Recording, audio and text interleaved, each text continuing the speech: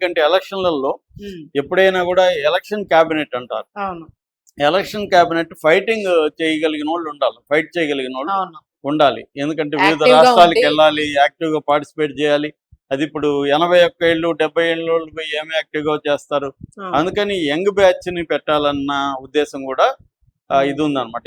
ఈ సమీకరణాలన్నీ దృష్టిలో పెట్టుకొని ఈ సెంట్రల్ క్యాబినెట్ రీషఫలింగ్ అనేది జరగబోతుంది త్వరలో.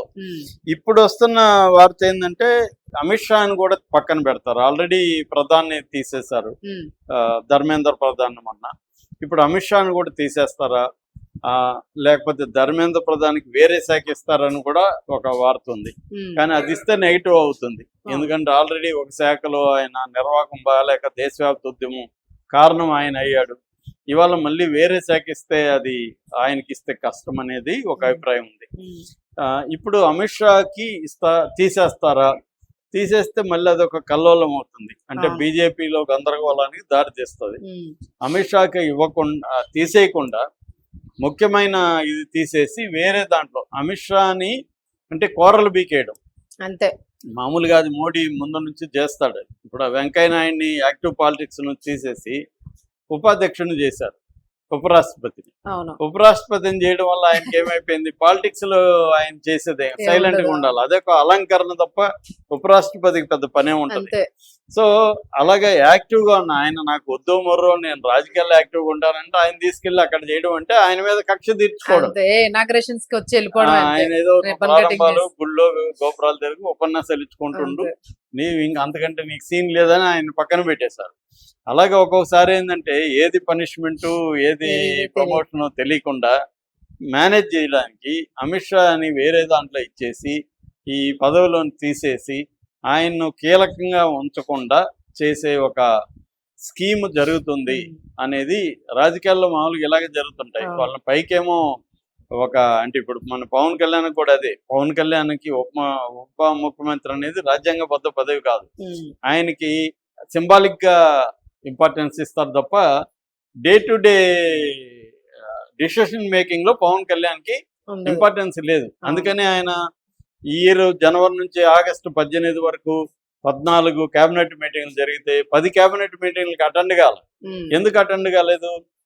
కొన్నిటికేమో హెల్త్ బాగాలేదు, కానీ మేజర్గా ఎందుకు అటెండ్ కాలేదంటే డెసిషన్ మేకింగ్ లో ఈయన రోల్ ఏం లేదు కాబట్టి నేను ఎందుకు అటెండ్ అవ్వడం అనేది అలిగాడు అనే వార్తలు వస్తున్నాయి. సో ఇది చేస్తారనమాట. రాజకీయాల్లో ఏం చేస్తారంటే పేరుకి ఇంపార్టెన్స్ ఉన్నట్టే ఉంటది, రియల్ పవర్ ని కట్ చేసేస్తారు. అలాగే ఇప్పుడు అమిత్ షాకి మోడీ రియల్ పవర్ కట్ చేయడానికి కేంద్ర మంత్రి పదవి ఉంచుతాడు, ఇంకేదో ఒక శాఖని ఇస్తాడు, అప్రధాన శాఖ ఒకటి పెట్టేసి పేరుకి కేంద్ర మంత్రిగా ఉంటాడు, కానీ అలా ఆయనకేమి ఉండదు అనమాట. పవర్ అనేది కట్ చేసి వేరే వాళ్ళని దాంట్లోకి తీసుకొని కొత్త బ్రీడ్ని తీసుకొని కొత్త మోడీ బ్యాచ్ తయారు చేసుకొని అలాగా రేపు నెక్స్ట్, ఎందుకంటే రేపు టఫ్ ఉంటది మోడీకి. ప్రజల్లో వ్యతిరేకత పెరిగింది, యాంటీ ఇన్కంబెన్సీ పెరిగింది, యాంటీ మోడీ ట్రెండ్ గట్టిగా పెరిగింది. రాహుల్ గాంధీకి ప్రజల్లో ముఖ్యంగా జంజీలో విపరీతమైన క్రేజ్ వచ్చింది. మరోవైపు పార్టీలో కూడా ఇంకా 4వ సారి కూడా మోడీ ప్రధానమంత్రిగా ఉండాలా, బీజేపీలో ఇంకెవరు లేరా అన్న వేరే వాళ్ళకి ఇవ్వాలని ఆర్ఎస్ఎస్ చూస్తుంది. దీన్ని డీల్ చేయడం కోసం తనకి థ్రెట్ గా ఉన్న వాళ్ళని ముందు నుంచే ఎలిమినేట్ చేసే కార్యక్రమం మోడీ చేస్తున్నాడు అనేది వార్త. ఇది ఎంతవరకు జరుగుతుందో మనకి త్వరలోనే తెలుస్తుంది.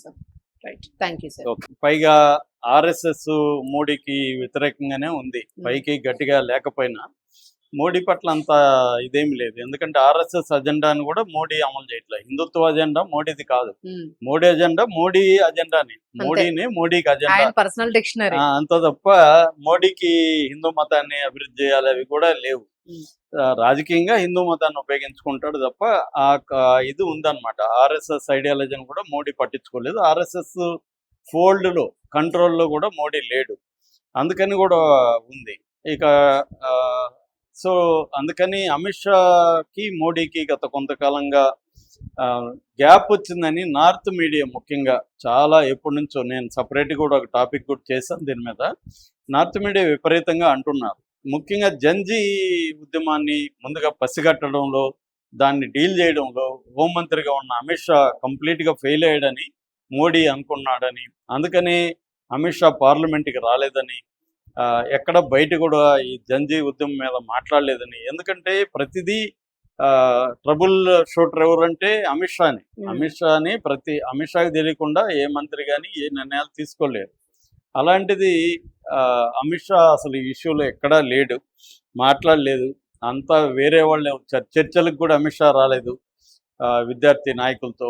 సో ఏమయ్యాడు అమిత్ షా, ఎందుకు అమిత్ షా సడన్గా పక్కన పెట్టారు అనే చర్చ నడుస్తుంది. అలాగే బీహార్లో జరిగింది, మధ్యప్రదేశ్లో జరిగిన ఉప ఎన్నికల్లో కూడా అమిత్ షా ఎక్కడ రోల్ ప్లే చేయలేదు. సో క్లియర్గా అమిత్ షాని మోడీ పక్కన పెడుతున్నాడు అనేది ఆల్రెడీ ఎప్పటి నుంచో వస్తున్నది, గత 2 నెలల నుంచి. ఇప్పుడు కొత్తగా ఏంటంటే మోడీ 3-0 క్యాబినెట్ అంటారు. ఈ మోడీ 3-0 క్యాబినెట్లో రీషఫలింగ్ జరుగుతుంది. మామూలుగా ఇప్పుడు మోడీ క్యాబినెట్లో క్యాబినెట్ మంత్రులు, స్టేట్ మంత్రులు అని 2 రకాలుగా ఉంటారు. మినిస్టర్ ఆఫ్ స్టేట్ అంటారు. ఈ 2 రకాల మంత్రులు కలిపి 69 మంది ఉన్నారు. మామూలుగా రాజ్యాంగంలో ఆర్టికల్ 75(1)(a) ప్రకారం 81 మంది మంత్రుల్ని పెట్టుకోవచ్చు. అంటే ఇంకా 12 మంది మంత్రుల్ని కొత్తగా నియమించుకోవచ్చు. సో ఇప్పుడు ఉన్న వాళ్ళలో 12 మంది మంత్రులు తీసేయబోతున్నారనేది ఒక వార్త వస్తుంది. కొత్తగా ఇంకొక 12 యాడ్ చేసి 24 మంది మంత్రుల్ని పెట్టుకునే అవకాశం ఉంది. ఎందుకంటే నెక్స్ట్ ఇయర్ 7 రాష్ట్రాల్లో ఎన్నికలు జరగబోతున్నాయి. పంజాబు, ఉత్తరప్రదేశ్, గోవా ఫిబ్రవరిలో జరుగుతాయి అటు ఇటుగా. నెక్స్ట్ ఇయర్ 2027లో ఉత్తరాఖండ్ కూడా ఫిబ్రవరిలో జరుగుతుంది. ఇక ఉత్తరప్రదేశ్, మణిపూరులో మార్చిలో జరగబోతున్నాయి. తర్వాత హిమాచల్ ప్రదేశ్, గుజరాత్ నవంబర్లో జరగబోతున్నాయి. సో అంటే అర్లీ 2027లో 5 రాష్ట్రాల ఎన్నికలు, లేట్ ఇయర్ ఎండ్లో ఇంకొక 2 రాష్ట్రాల ఎన్నికలు. మొత్తంగా 7 రాష్ట్రాల ఎన్నికలు 2027 అనేది వెరీ ఇంపార్టెంట్ బీజేపీకి. ఇందులో హిమాచల్ ప్రదేశ్ కాంగ్రెస్ దీంట్లో ఉంది, పంజాబ్ ఏమో ఆపులో ఉంది.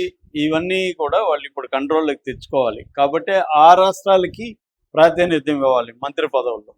అట్లాగే ఇప్పుడు కర్ణాటకలో కాంగ్రెస్ ఉంది కాబట్టి కర్ణాటకలో కూడా బీజేపీకి కేంద్రంలో ప్రాతినిధ్యం ఇచ్చి నెక్స్ట్ 2029 ఎలక్షన్లలో అక్కడే చేయాలి. అలాగే తెలంగాణలో కూడా ఇవ్వబోతున్నారు అని చెప్తున్నారు మరింత మంత్రి పదవులు. ఆల్రెడీ 2 ఉన్నాయి, ఇంకా అందుకనే పార్టీలోకి వీళ్ళని తీసుకోలేదు. పార్టీలోకి ఆంధ్రప్రదేశ్ నుంచి తీసుకున్నారు పురంధరేశ్వరి వీళ్ళని ఉపాధ్యక్షురాలుగా.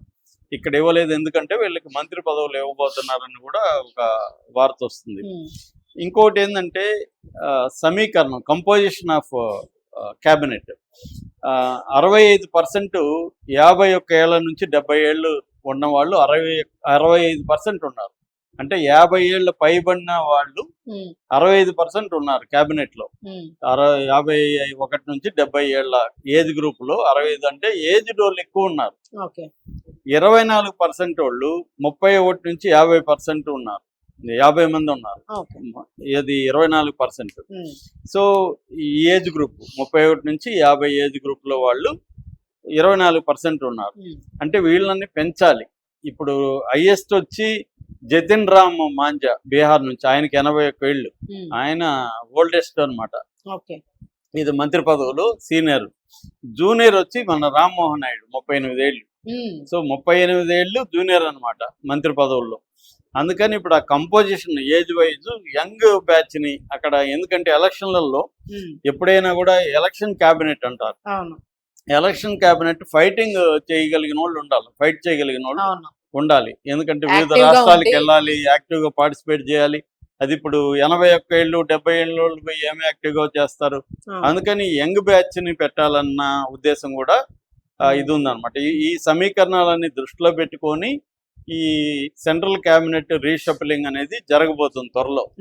ఇప్పుడు వస్తున్న వార్త ఏంటంటే అమిత్ షాని కూడా పక్కన పెడతారు. ఆల్రెడీ ప్రధాన్ని తీసేశారు, ధర్మేంద్ర ప్రధాన్ మొన్న. ఇప్పుడు అమిత్ షాని కూడా తీసేస్తారా, లేకపోతే ధర్మేంద్ర